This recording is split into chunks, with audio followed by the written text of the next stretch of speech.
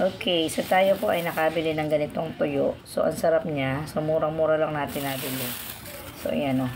So, ganito ay 50 pesos lang natin nabili. So, ito, napak na natin yung iba. So, binacuum natin para hindi naman mangamoy. Kasi alam niyo na, isda. Pero mabango naman siya. Kaya lang, syempre, amoy malansa. Kasi isda siya, no? So, ayan. So, binabacuum lang natin siya kasi may pagbibigyan tayo tomorrow. So, ayan.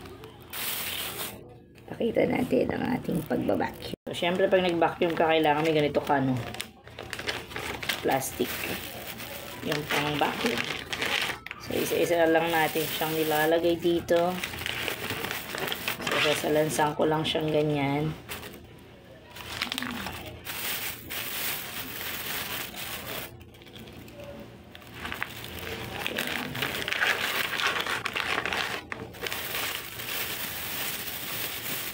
Dahil taga-tabing dagat tayo, syempre ganito yung mga product dito. Mga tinutuyo. Hindi ko lang alam kung anong tawag sa isda nito. Hindi siya lubaybay. According doon sa pinagbilan natin na taga rito, hindi siya lubaybay. So, pero masarap talaga siya. Lalo na kapag pinartner mo siya sa sinangag. So, ayan.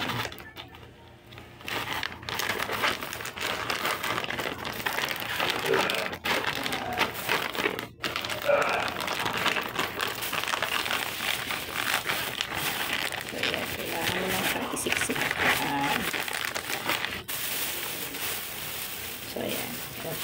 Wala na laman. So, ayan. Kasya na siguro ito dito.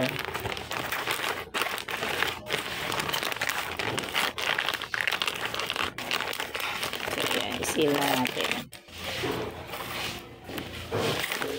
Sa pag-seal niya, syempre, meron tayong machine. Hindi natin to masisil at hindi natin mababacuum to kung walang machine. So, angat lang natin to.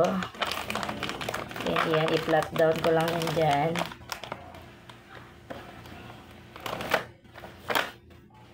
Yan, press ko lang itong vacuum seal.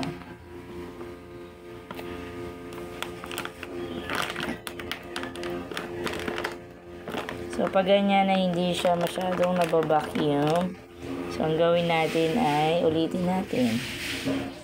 At ilapat lang ulit natin. Yun, yung pinaka-plastic nito. Kailangan ito nakalapat.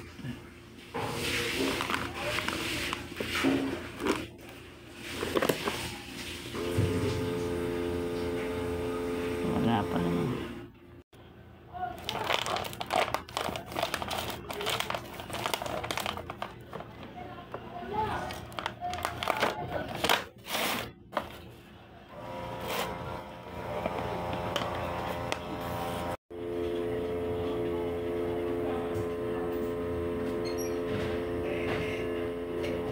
Yan, nasisil.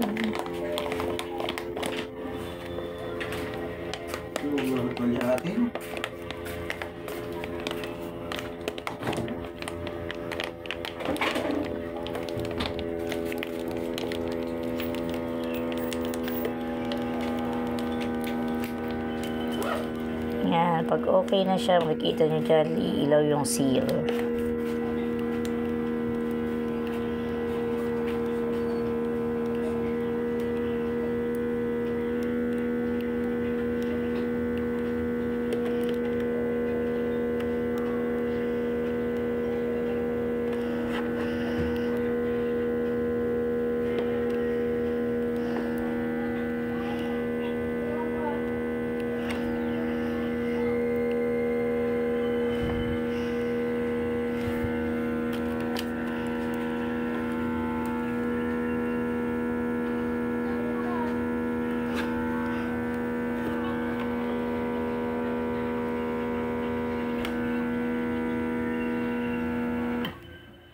Hindi na umilaw automatic.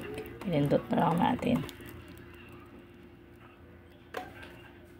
Okay, so pag nawala yung ilaw, okay. Okay, at ito na ang finished product. Ayan o.